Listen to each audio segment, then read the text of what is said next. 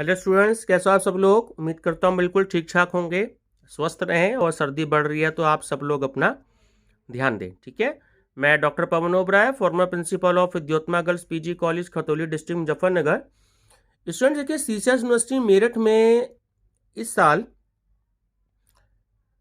Management accounting का नया syllabus आया है, ठीक है। ये पेपर सन 2013 तक सीसीएस यूनिवर्सिटी मेरठ में था। तो और 2013 में ही सीसीएस यूनिवर्सिटी मेरठ में फर्स्ट टाइम एमसीक्यूज क्वेश्चन आए थे टिक मार्क वाले, ठीक है। तो उस समय का एक बार पेपर हुआ था सन 2013 का। तो वो देखिए, फॉन्ट साइज थोड़ा छोटा है, क्वालिटी वाइज बहुत अच्छी आपको नहीं मिलेगी, क्योंकि ये पेपर 7 साल पुराना है। मेरे पास में रखा था तो मैंने बड़ी मुश्किल से ढूंढ के इसको आपके लिए मैं लेकर के आया हूँ। तो आपको एक बेसिक आइडिया देने के लिए कि सीसीएस यूनिवर्सिटी मेरठ में सन 2013 में मैनेजमेंट अकाउंटिंग का जो पेपर था वो किस तरीके का आया था, ठीक है। तो मैंने सोचा कि एक बेसिक आपको आइडिया हो जाएगा, क्योंकि इसमें सिर्फ एक ही क्वेश्चन पेपर है और मैं कोशिश कर रहा हूं कि मेरे को 2013 का बैक पेपर भी मिल जाए, ठीक है। तो 2 क्वेश्चन पेपर आपके पास हो जाएंगे, 200 क्वेश्चन, ठीक है स्टूडेंट्स। इससे पहले मैंने अभी ऑडिटिंग का सीसीएस यूनिवर्सिटी मेरठ का 2017 का क्वेश्चन पेपर अपलोड किया है। तो जो स्टूडेंट्स देखना चाहें, मेरा channel study with doctor Pawan Oberoi subscribe करके देख सकते हैं। चलिए स्टूडेंट, डिस्कस करते हैं मैनेजमेंट अकाउंटिंग का पेपर सन 2013 सीसीएस यूनिवर्सिटी मेरठ का। क्वेश्चन नंबर 1 कि निम्नलिखित में से कौन सा विचरांश, ठीक है, जिसे हम इंग्लिश में वेरिएंस बोलते हैं, नियंत्रणीय विचरांश है। तो ऑप्शन नंबर डी करेक्ट है, इनमें से कोई नहीं, ठीक है। जो तीनों ऑप्शन दे रखे हैं, आयात शुल्क में वृद्धि के कारण मटेरियल प्राइस है उसमें वृद्धि होना, पंच निर्णय के कारण मजदूरी दरों में वृद्धि, और सी और बी दोनों, तो इनमें से कोई भी नहीं है। तो सही आंसर है ऑप्शन नंबर डी, ठीक है, इनमें से कोई नहीं। क्वेश्चन नंबर 2 मैचिंग करनी है, तो सही आंसर है देखिए ऑप्शन नंबर बी, ठीक है। जो ए है आपका, इसको आप इंग्लिश में देखें क्योंकि ये टर्मिनोलॉजी इंग्लिश में आपको ज्यादा इजी रहेगी।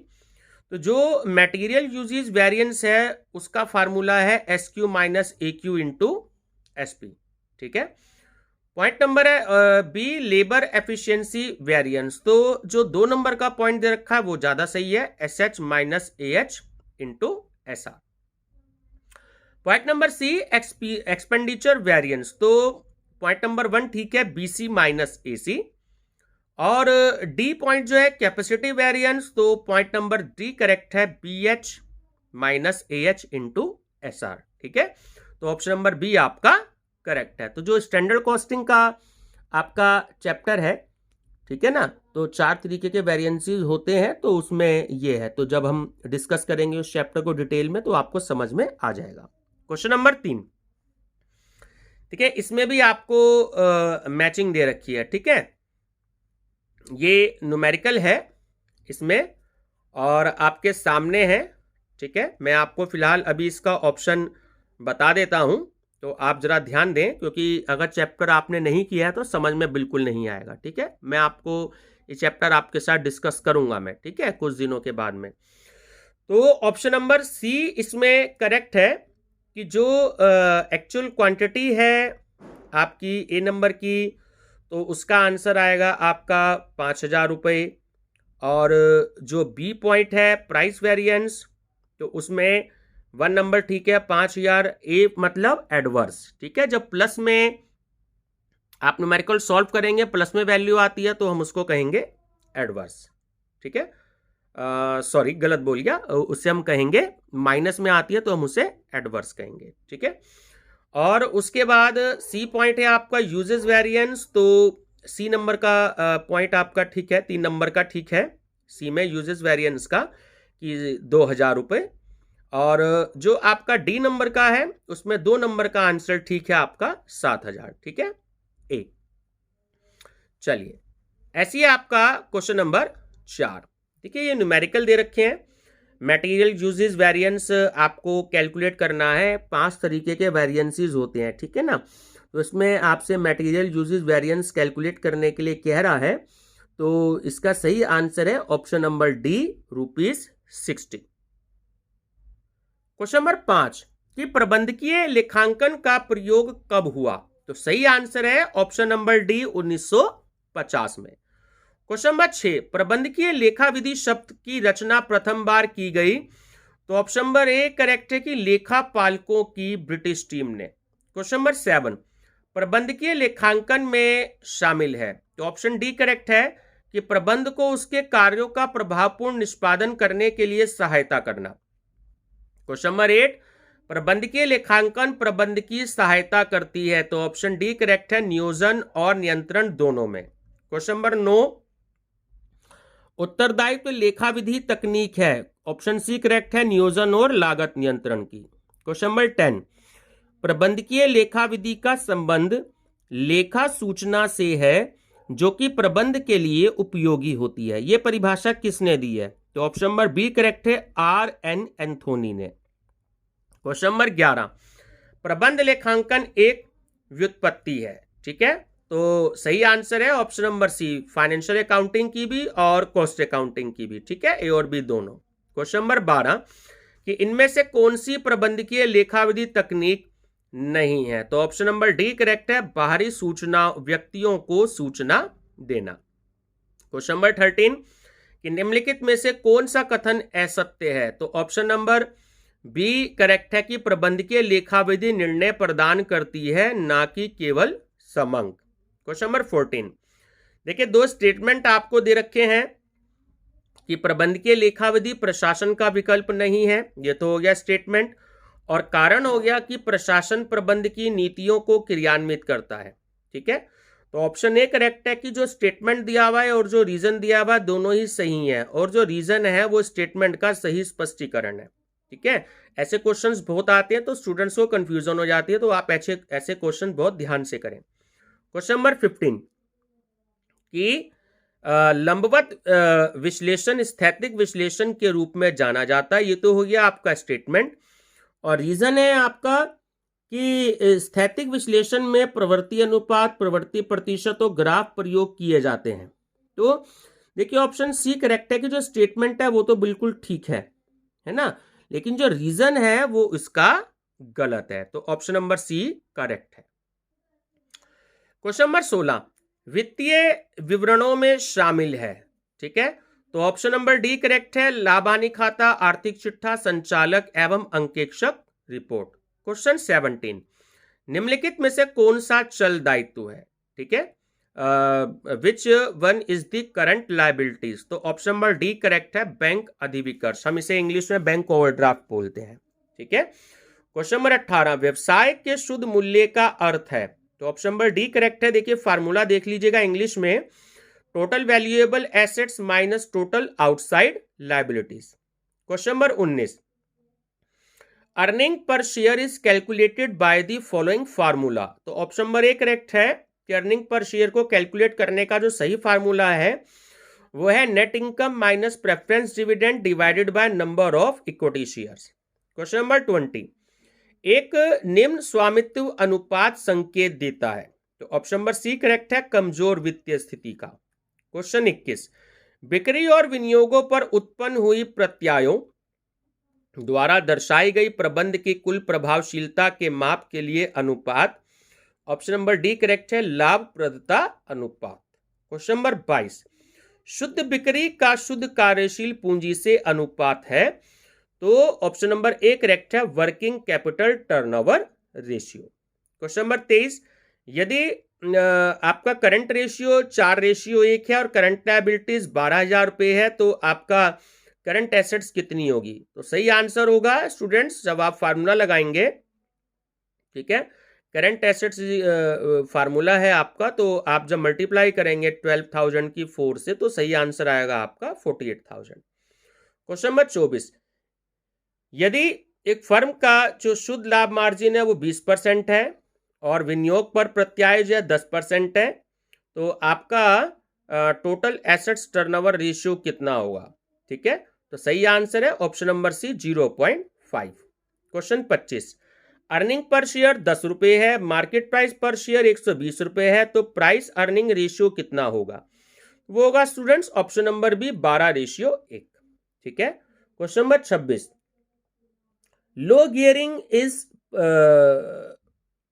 preferable to high gearing in case of those firms where demand is, तो option number A is correct, more elastic, ठीक है, अधिक लोचदार।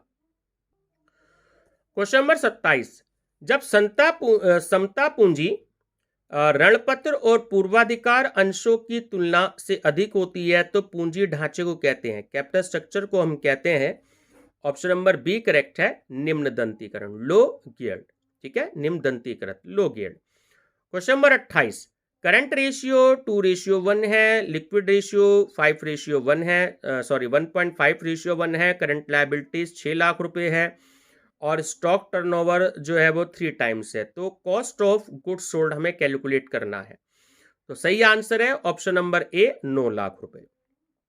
Question number 31, the nature of stock turnover ratio is, तो ऑप्शन नंबर सी करेक्ट है, activity ratio, क्रियाशीलता अनुपात। Question number 30, अनुपात जितना कम होता है उतना ही अनुकूल होता है, यह लागू होता है, ऑप्शन सी करेक्ट है, व्यय अनुपात पर, एक्सपेंसेस रेशियो, ठीक है, एक्सपेंस रेशियो।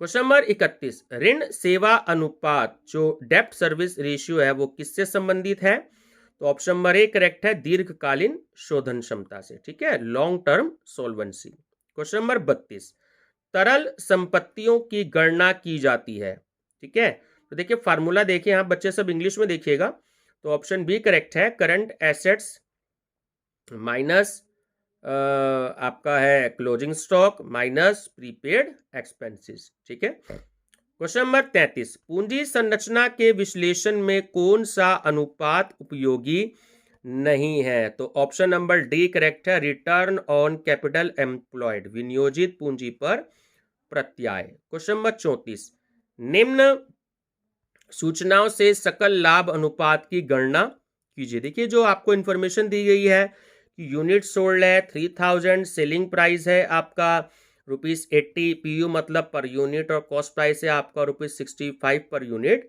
तो जब आप इसे सॉल्व करेंगे तो आंसर आएगा ऑप्शन नंबर है 18.75%, ठीक है। क्वेश्चन नंबर है आपका 35, डेटर्स है आपके 5000 रुपये, बिल्स रिसीवेबल है आपके 1000, credit sales for the year है 24,000, कैश सेल्स है 6,000, तो एवरेज कलेक्शन पीरियड कितना होगा, तो सही आंसर होगा ऑप्शन नंबर सी, 3 मंथ का, ठीक है।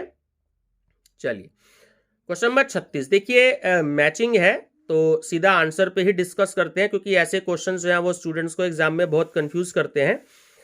तो इसमें मैचिंग है। अगर हम पॉइंट नंबर ए की बात करें जो करंट लायबिलिटीज है, तो देखिए वो 3 नंबर के साथ सही बैठते कि वैल्यू एट हाईएस्ट प्राइस, ठीक है।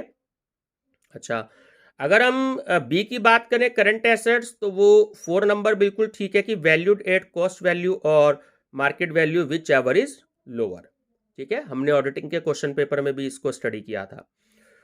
सी की बात करें फिक्स एसेट्स की, तो पॉइंट 1 ठीक है, valid at cost after deducting depreciation, ठीक है। इसमें थोड़े से स्पेलिंग मिस्टेक हैं डिडक्टिंग के, DEDUCTING, ठीक है ना। और लास्ट है आपका ऑप्शन नंबर डी की डेफर्ड रेवेन्यू एक्सपेंडिचर, तो 2 नंबर का पॉइंट ठीक है कि adjusted against profit with in a reasonable period, ठीक है। तो ऑप्शन नंबर ए जो है वो इस क्वेश्चन में बिल्कुल ठीक है।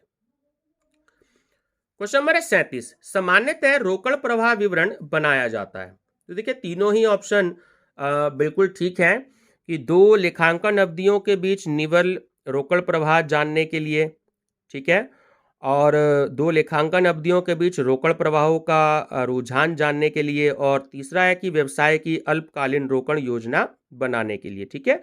तो तीनों ही पॉइंट बिल्कुल करेक्ट है, तो ऑप्शन नंबर डी करेक्ट है। चलिए क्वेश्चन नंबर 38 है आपका, डेटर्स ओपनिंग है 50,000 रुपये, डेटर्स क्लोजिंग है 1 लाख रुपये, नेट प्रॉफिट है 2,50,000 रुपये, तो कैश फ्रॉम ऑपरेटिंग कितना होगा, तो सही आंसर है ऑप्शन नंबर ए 2 लाख, ठीक है। क्वेश्चन नंबर 39, लेखांकन मानक 3 जो रिवाइज्ड है उसके अनुसार कैश फ्लो स्टेटमेंट बनाना आदेशात्मक है, तो सी ठीक है कि दोनों ही ठीक है, ए और बी की जो आपका company listed on a stock exchange, और B enterprises having turnover exceeding ₹50 crore, ठीक है, 50 करोड़ रुपए से ज़्यादा की बिक्री वाले जो एंटरप्राइजेज हैं उपक्रमों को। ठीक, क्वेश्चन नंबर है आपका 40। A business was purchased by issue of rupees 1 lakh shares and 1 lakh 10% preference shares. The business purchased has following assets and liabilities. The building है rupees 1 lakh, stock rupees 20,000, bills receivable 60,000, creditors and bills payable है आपका 20,000. तो calculate the effect of his transaction on flow of fund. तो सही answer होगा option number D rupees 60,000. ठीक है, question number है आपका 41। कॉस्ट ऑफ गुड्स सोल्ड है आपकी रुपीज 9,500, ऑपरेटिंग एक्सपेंसेस है 2,700 और सेल्स है आपकी 13,000. तो what is the amount of net profit? तो सही आंसर है ऑप्शन नंबर डी 800. ठीक है, question number 42। If net loss is rupees 5,000, operating expenses is rupees 14,500 and sales is rupees 25,000, what will be the amount of gross profit? ठीक है, the correct answer is option number D, rupees 9,500. Question number 43। सीमांत लागत विधि और अवशोषण लागत विधि, ठीक है, के मध्य एक महत्वपूर्ण अंतर जो कि उनके व्यवहार से संबंधित है, तो क्या कहेंगे उसे? ऑप्शन नंबर ए करेक्ट है, स्थिर उपरिव्यय, fixed overhead. Question number 44। If variable cost to sales is rupees 60%, fix cost rupees 60,000, then BEP will be. देखिए ये मैंने आपको इस तरीके के क्वेश्चंस कराए हैं और जिन बच्चों ने मेरी वीडियो ना देखी हो तो study with doctor Pawan Oberoi channel को सब्सक्राइब करके ब्रेक इवन पॉइंट के पार्ट 1 से लेकर के पार्ट 11 तक देख सकते हैं. ठीक है, मैंने बहुत सारे उसमें वेरी शॉर्ट और शॉर्ट क्वेश्चन आपको कराए हैं. ठीक है स्टूडेंट्स, तो देखिए मैंने ये बताया था कि अगर पीवी रेशियो आपको कैलकुलेट करना हो तो आप जो है 100 में से 60% को माइनस कर देंगे तो आपका 40% आ जाएगा. ठीक है, तो फार्मूला हो जाएगा break even point equal to FC upon PV ratio. तो 60,000 मल्टीप्लाई बाय 100 डिवाइडेड बाय 40%, तो आपका आंसर आ जाएगा रुपीज 1,50,000. Question number 45। सही स्टेटमेंट जो है, तो देखिए अगर सही स्टेटमेंट देखना है तो वो ऑप्शन नंबर सी करेक्ट है. ठीक है, variable cost ratio is equal to 100 PV ratio. Question number 46। Dumping price means, जो राशिपातन है उसका मतलब क्या है? ठीक है, देखिए ये इकोनॉमिक्स का क्वेश्चन है और हमें पता होना चाहिए जनरल उसके लिए भी, हमारी नॉलेज के लिए भी, कि जो डंपिंग है उसका मतलब ये है कि जो सीमांत लागत है प्लस व्यय को पूरा करने वाला मूल्य, और बी है कि घरेलू बाजार के मूल्य से कम मूल्य पर विदेशों में माल बेचना. ठीक है, घरेलू बाजार के मूल्य से कम मूल्य पर विदेशों में माल बेचना. ठीक है, हमारा इंडिया जो पेट्रोल देता है श्रीलंका को तो वो कम प्राइस पर देता है. ठीक है, श्रीलंका को अगर वहां पर, यहाँ पर पेट्रोल इस समय अगर 82 रुपये है तो वहां पर पेट्रोल जो है वो इस समय कीमत जो है वो 65 रुपये से ज़्यादा की नहीं है. तो जो इंडिया पेट्रोल देता है श्रीलंका को तो वो 65 रुपये के आसपास देता है, जबकि हम लोग जो इंडिया में रहते हैं तो हम लोग जो है 82 रुपये पर लीटर जो है वो पेट्रोल ले रहे हैं. ठीक है, question number 47। When fix cost is rupees 10,000 and PV ratio is 20%, then break even point will be. ठीक है स्टूडेंट्स, तो आप फार्मूला लगाएंगे ब्रेक इवन पॉइंट का, F C upon PV ratio. 10,000 multiply by 100 divided by 20, तो आपका आ जाएगा 50,000. Question number 48। If percentage of variable cost of sales is rupees 60%, fix cost are rupees 30,000, तो then break even point would be. देखिए ये भी same ही है, मैंने आपको भी बताया कि PV ratio equal to 100 minus percentage of variable cost. तो 100 में से आप 60% को माइनस कर देंगे तो पीवी रेशियो आपका 40% आ जाएगा. फार्मूला आपका लग जाएगा BEP equal to F C upon PV ratio, और एफ सी है आपकी 30,000, तो 30,000 मल्टीप्लाई बाय 100 डिवाइडेड बाय आपका 40. ठीक है, तो आपका आंसर आ जाएगा option number D 75,000. Question number 49। When PV ratio is 25% and break even point is rupees 50,000, then fix cost will be. देखिए ये भी मैंने आपको सिखाया है ना. आप जो फार्मूला लगाते हो break even point equal to F C upon PV ratio. तो आप क्या करोगे कि एफसी को कैलकुलेट करना है ना आपको, तो FC BEP equal to FC upon PV ratio. ठीक है, आप इसको चेंज कर लीजिएगा, आपकी एफसी निकल कर आ जाएगी ऑप्शन नंबर ए 12,500। ठीक है, ऑप्शन नंबर ए, बस 100 लगा लीजिएगा क्योंकि पीवी रेशियो एक्चुअली परसेंटेज में होता है। तो BEP equal to FC upon PV ratio, तो आप क्या करेंगे कि जो है इनकी क्रॉस मल्टीप्लीकेशन आप कर लेंगे। ठीक है, चलिए question number 50, if variable cost is ₹80% of sales then PV ratio will be. देखिए सीधी सी बात है, मैंने आपको बताया अभी कि अगर पीवी रेशियो कैलकुलेट करना होता है तो 100 माइनस वेरिएबल कॉस्ट कर लेते हैं, और वेरिएबल कॉस्ट आपको कैलकुलेट करना हो तो 100 माइनस पीवी रेशियो कर लेते हैं। ठीक है ना, तो आप क्या करेंगे, फार्मूला लगा देंगे कि PV ratio equal to 100 minus percentage of variable cost. तो 100 में से 80% आप माइनस कर लेंगे, 20% आपकी वैल्यू आ जाएगी। Question number 51, if fixed cost is ₹40,000 and profit is ₹30,000 and contribution is। ठीक है, चलिए तो फार्मूला आप लगा लेंगे। ठीक है ना, मैंने ये फार्मूले ब्रेक इवन पॉइंट में बताए हैं आपको कि contribution equal to fix cost plus profit. तो फिक्स कॉस्ट है आपकी 40,000, प्रॉफिट है आपका 30,000, तो आंसर हो गया 75,000। अगर यहाँ होता लॉस तो आप 40,000 में से आप 30,000 माइनस कर लेते हैं, हम लॉस को माइनस कर लेते हैं। Contribution equal to fix cost minus loss, तब 10,000 आपका आंसर आ जाता। Question number 52, if sales is ₹4 lakh and margin of safety is ₹1,20,000 then BEP. देखिए ये भी मैंने आपको कराया है कि ब्रेक इवन पॉइंट आपको जब कैलकुलेट करना हो, ठीक है ना, तो मार्जिन ऑफ सेफ्टी कैलकुलेट करने का फार्मूला होता है कि एक्चुअल सेल्स माइनस बीईपी। ठीक है, तो अब यहाँ आप क्या करेंगे कि एक्चुअल सेल्स माइनस बीईपी, अब आपको बीईपी कैलकुलेट करना है तो आप 4 लाख में से 1,80,000 को माइनस कर देंगे। ठीक है, फार्मूले में आप चेंज कर लीजिएगा तो आंसर आ जाएगा 2,20,000। ठीक है, चलिए तो देखिए स्टूडेंट्स, ये फार्मूले तो आपको सीखने पड़ेंगे, ध्यान रखने पड़ेंगे। ब्रेक इवन पॉइंट के भी कम से कम 8 से 10 न्यूमेरिकल आएंगे आपको एग्जाम में। ठीक है, चलिए क्वेश्चन नंबर 53, यदि निम्नलिखित में से किसके द्वारा कार्यशील पूंजी परिवर्तित नहीं होगी, तो ऑप्शन नंबर ए करेक्ट है, माल का नकद क्रय।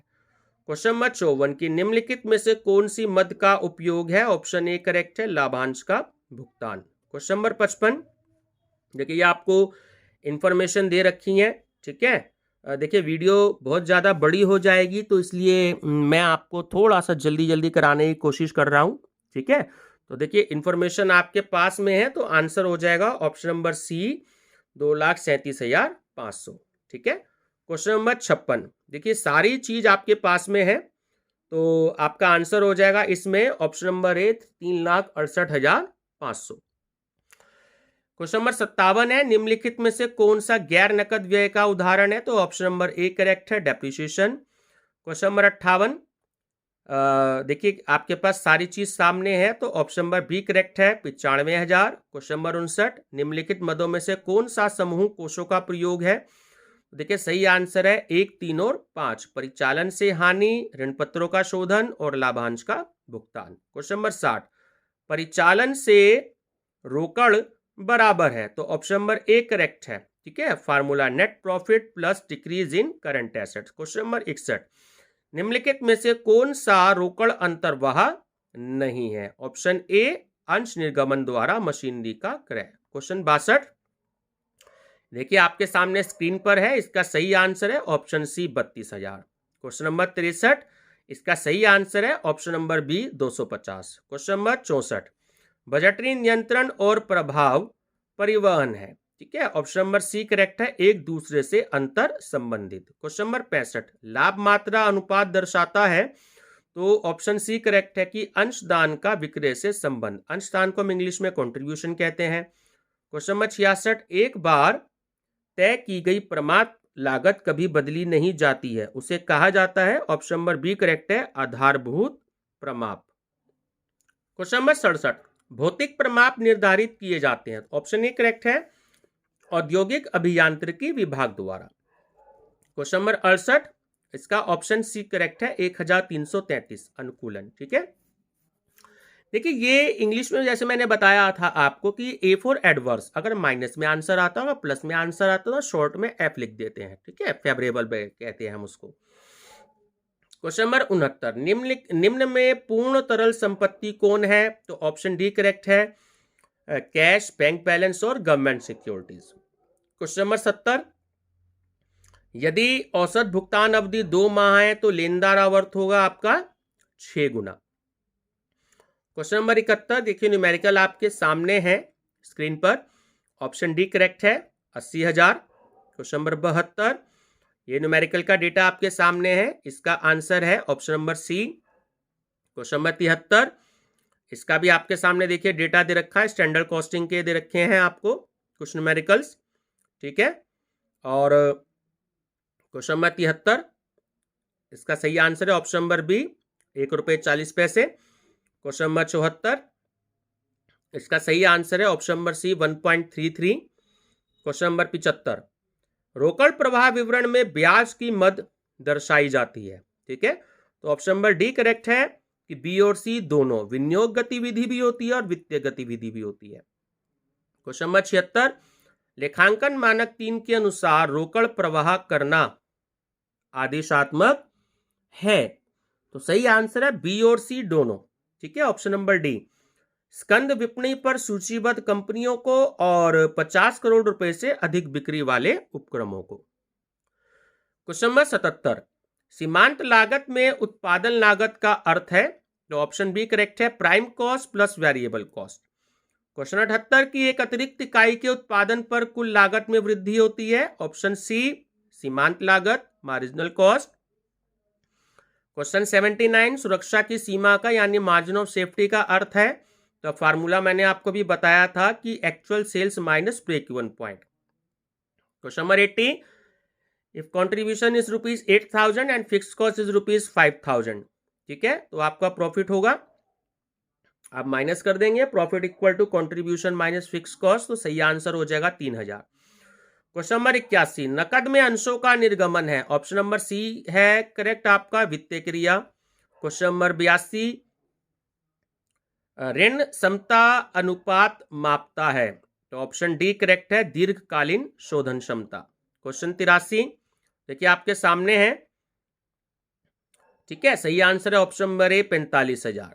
Question 84, PV ratio can be improved by, ठीक है, तो पीवी रेशियो में सुधार पाया जा सकता है, तो ऑप्शन ए करेक्ट है, विक्रय मूल्य बढ़ाकर। क्वेश्चन 85, प्रतिभूति प्रीमियम में वृद्धि है कोषों का स्रोत। क्वेश्चन 86, विचलनों जिसे हम इंग्लिश में जो है बोलते हैं डिविएशन को, ठीक है, तो विचलनों का मूल्यांकन करने की तकनीक है ऑप्शन ए विचलन विश्लेषण, वेरिएंस एनालिसिस, ठीक है।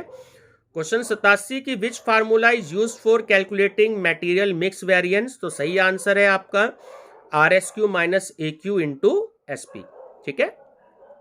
क्वेश्चन 88 आपके सामने है, देखिए, तो सही आंसर है ऑप्शन नंबर ए 2,500 एडवर्स, माइनस में आंसर आया, ठीक है। क्वेश्चन 89 आपको स्टेटमेंट दे रखी है कि बजट नियोजन एवं नियंत्रण दोनों का औजार है, और रीजन है कि बजटीय नियंत्रण और परमात्म लागत विधि साथ साथ नहीं चलते, तो सही आंसर है ऑप्शन नंबर सी की कथन तो ठीक है बट कारण गलत है, ठीक है।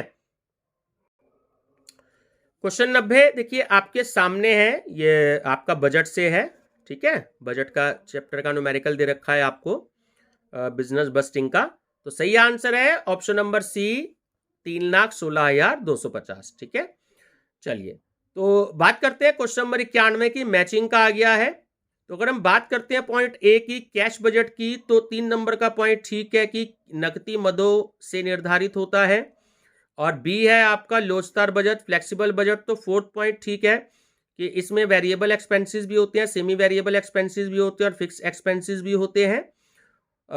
सी उत्पादन बजट जो प्रोडक्शन बजट होता है, तो 1 नंबर का ठीक है कि सेल्स बजट से निर्धारित होता है, विक्रय बजट से, और जो डी है आपका जीरो बेस बस्टिंग, शून्य आधार बजट, तो 2 नंबर का ठीक है कि वर्तमान वास्तविक तथ्यों से निर्धारित होता है, ठीक है, ऑप्शन नंबर ए करेक्ट है।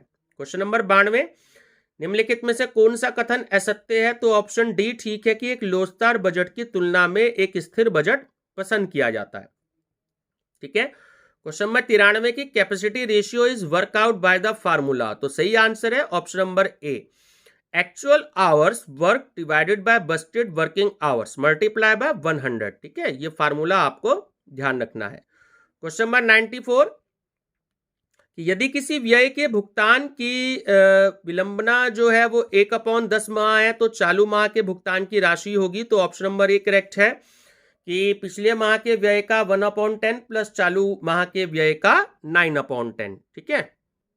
क्वेश्चन नंबर है आपका 95 की प्रमाप परिवहन के संदर्भ में निम्नलिखित को सही क्रम में लगाएं।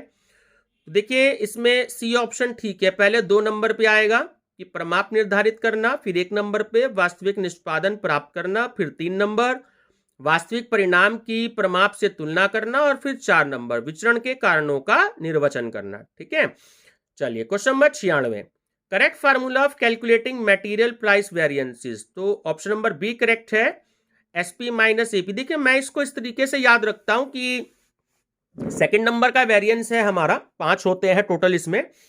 तो मैं तो प्राइस याद रखता हूं कि प्राइस बीच में है और बच्चों को ये बताता हूं कि प्राइस को याद रख लें तो उसमें कंफ्यूजन नहीं होती है।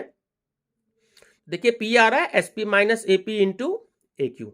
ठीक है, तो आप स्टूडेंट्स इसको प्राइस से याद रख सकते हैं कि एसपी माइनस एपी। ठीक है, तो ऑप्शन नंबर बी करेक्ट है। क्वेश्चन नंबर 97 देखिए आपके पास डेटा दे रखा है, तो सही आंसर है ऑप्शन नंबर बी 1000। ठीक है, एडवर्स। क्वेश्चन नंबर 98 कि सामग्री उपयोग विचरण का समानार्थी शब्द है। तो synonyms of material usages variances. तो ठीक है, इसमें हम दोनों ही कहते हैं, मटेरियल क्वांटिटी वेरिएंस भी कहते हैं और मटेरियल एफिशिएंसी वेरिएंस भी कहते हैं। क्वेश्चन नंबर 99 कि प्रमाप आधारित होते हैं। तो ऑप्शन नंबर ए करेक्ट है, तकनीकी अनुमानों पर। और क्वेश्चन नंबर 100 देखिए आपके सामने स्क्रीन पर दे रखा है ना। तो इसका सही आंसर होगा ऑप्शन नंबर ए 2800। ठीक है, एफ मतलब फेवरेबल, प्लस में ये आपका आंसर है। तो स्टूडेंट्स जैसे मैंने आपको पहले बताया कि सन 2013 में सीसेस यूनिवर्सिटी में ये एक ही पेपर हुआ था, मेन पेपर, और एक बैक पेपर हुआ था।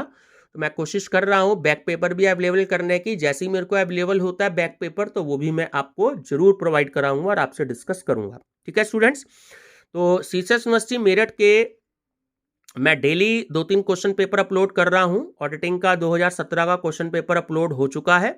ठीक है, वो मैंने अभी थोड़ी देर पहले किया है।